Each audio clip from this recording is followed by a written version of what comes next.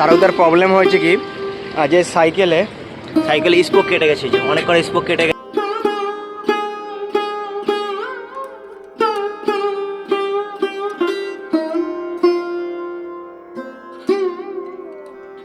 পুরো রেডি হয়ে গেছে, এখন সাইকেলে বাদাবাদি কাজ চলছে। খাবার রান্না করতে হবে, আজকে রান্না হবে।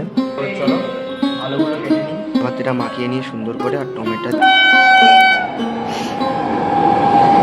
জয় হিন্দ, জয় ভারত, হর হর মহাদেব। তো এখন আমরা যে মন্দিরে ছিলাম সে মন্দির থেকে এখন রওনা দেব। দেখতে পাবে আমাদের সাইকেল পুরো বাঁধা হয়ে গেছে, দাদার সাইকেলও বাঁধা হয়ে গেছে। আর বিশেষ করে এখানে যে টেন্টটা লাগিয়েছিলাম রাতে শোয়ার জন্য সেটাও তুলে ফেলেছি। তো এখন আগের দিকে এগিয়ে যাব। আর একটাই কথা বলবো, ভিডিওটা সম্পূর্ণ দেখবে, কেউ স্কিপ করবে না। আর সকালবেলা মন্দিরের তরফ থেকে চা দিয়েছে, চাটা খেয়ে বেরিয়ে যাব। চলো, রাস্তায় প্রচুর কিছু হবে, প্রচুর কিছু দেখতে পাবে, ভিডিও স্কিপ না করে সম্পূর্ণ দেখতে থাকো। তো সম্পূর্ণ রেডি হয়ে গেছি, দাদা আর ভাই এখন বেরিয়ে পড়ছি। দেখতে পাচ্ছ আমি আগে বেরিয়ে গেলাম, দাদা এখন আসছে পিছনে। আর বাইরে প্রচুর ঠান্ডা আজকে, আর আমার কাছে হাত মোজা নেই, আর আজকের স্যানটা একটা অমায়িক হয়েছে, খুব সুন্দর স্যান হয়েছে। আর দাদার কাছে হাত মোজা আছে দেখতে হবে, কিন্তু আমার হাত এখনো খালি, একটা কিনতে হবে। সেটা শর্ট ভিডিও আসবে, স্নানটা কিভাবে করলো সেটা দেখানো হবে, শর্ট ভিডিও আসবে। তো চলো যাত্রা শুরু করা যাক।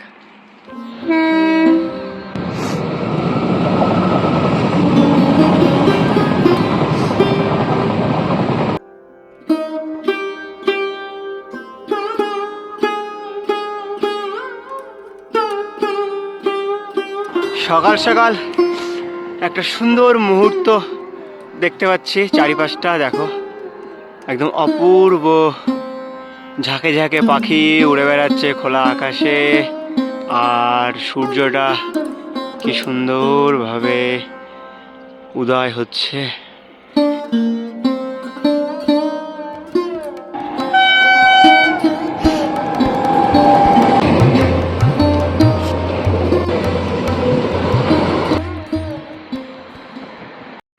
রাজস্থানের নওয়াদা, তো এখানে প্রচুর পরিমাণে লবণ পাওয়া যায়। দেখো ট্র্যাক্টরে করে লবণ নিয়ে যাচ্ছে, আর এখানে প্রচুর পরিমাণে লবণের ফ্যাক্টরি আছে। আর তোমরা একটা জিনিস তোমাদেরকে দেখাচ্ছি, একটু ওয়েট করো। আর এটা লবণের পাহাড়, এটা আমি এখন আছি নাওয়াতে। আর এখানে এশিয়ার সবথেকে বড় লবণ উৎপাদন কেন্দ্র এই জায়গাটা রাজস্থানে অবস্থিত। তোমরা হয়তো অনেকে পাহাড় দেখেছো, আর আমরা লবণের পাহাড় দেখেছি। দেখানোর চেষ্টা করব তোমাদেরকে একবার লবণের পাহাড়টা দেখতে পাচ্ছ, এটা লবণের পাহাড়, কিন্তু এটা বিভৎস ব্যাপার, এটা লবণের পাহাড়। দেখো প্রায় 11টা বেজে গেছে, আর এখন প্রচুর খিদে পেয়ে গেছে, আর এখন খাচ্ছি দই কচুরি, দারুণ মশলা দিয়া, সুন্দর ফ্লেভার, আর একটা সুন্দর টেস্ট। দেখো একদম দই মশলা দিয়ে একটা সুন্দর অপূর্ব দারুণ টেস্ট, আর পুদিনার চাটনি আছে, অপূর্ব। এখন বেরিয়ে পড়লাম, গন্তব্যস্থল অনেক লম্বা, তাই বেশি লেট করা যাবে না, অনেকটা পথ আগাতে হবে। আচ্ছা, আমার তারকদার প্রবলেম হয়েছে কি যে সাইকেলে স্পোক কেটে গেছে, যে অনেক করে স্পোক কেটে গেছে, এক জায়গায় দুখানা স্পোক কেটে গেছে, তাই সাইকেলের চাকাটা পুরো একদিকে টাল হয়ে গেছে। আর এখন স্পোকটা চেঞ্জ করতে হবে, না হলে প্রচুর সমস্যা। দেখো একটা, দুটো, এই যে একটা, দুটো এখনও আছে ভেতরে। তো চলো চটজলদি সাইকেলটা খালি করে নিই, তারপর স্পোকগুলো ঠিক করে নেব।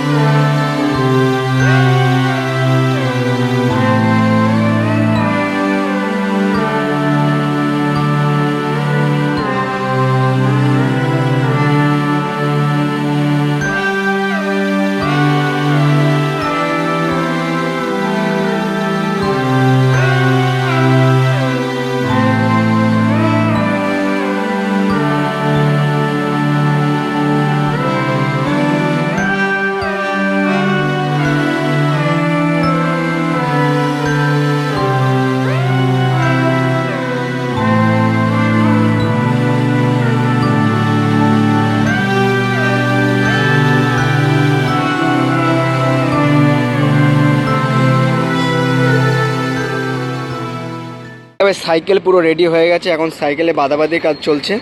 তো চলো চটজলদি যা জিনিস আছে সব সাইকেলে বেঁধে নিই। সাইকেল পুরো রেডি হয়ে গেছে, দেখো আবার আগের মতো সাইকেলের সব কিছু তোলা হয়ে গেছে, সম্পূর্ণ রেডি।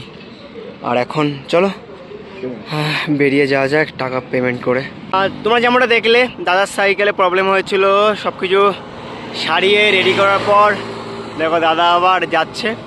মানে আজকের দিনটা স্পোক কেটে গেছিলো অনেকক্ষণ আগেই, কিন্তু অনেকটা পথ আগে আসতে হয়েছে, প্রায় 3-4টে স্পোক কেটে গেছে। এখন পুরো ওকে রেডি, চলো আগের দিকে যাওয়া যাক।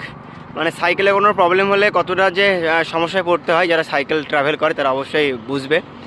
আর সব দুঃখ কষ্ট সব সময় থাকবেই, সব কিছু ভুলে গিয়ে আবার খুশির মুহূর্ত। চলো, আমি এখন আছি রাজস্থান কুচামান সিটিতে, আর এখানে একটা র্যান বাসেরা এখানে আজকে থাকার ব্যবস্থা হয়েছে। আমি জায়গাটা তোমাদের একবার দেখাবো ব্যাক ক্যামেরা করে। তো গাইস এটা র্যান বাসেরা, আজ রাতে এখানেই থাকবো। কুচামান সিটি আর র্যান বাসেরা, এখানে সাইকেল রাখা আছে, এখানেও আমাদের সাইকেল রাখা আছে। আর ভেতরে আমরা আছি, জায়গাটা একবার দেখাবো, খুব সুন্দর পরিষ্কার পরিচ্ছন্ন। এই যে এই জায়গাটাই দাদা আছে, তারকদা, আর এখানে আমি আছি, আমাদের মতো করে সাজিয়ে নিয়েছি। আর আজকের রাতটা এখানেই থাকবো। আর খুব সুন্দর, খুব ভালো কুচামন সিটি রাজস্থান, এখানে আজকে আমাদের থাকার ব্যবস্থা হয়েছে।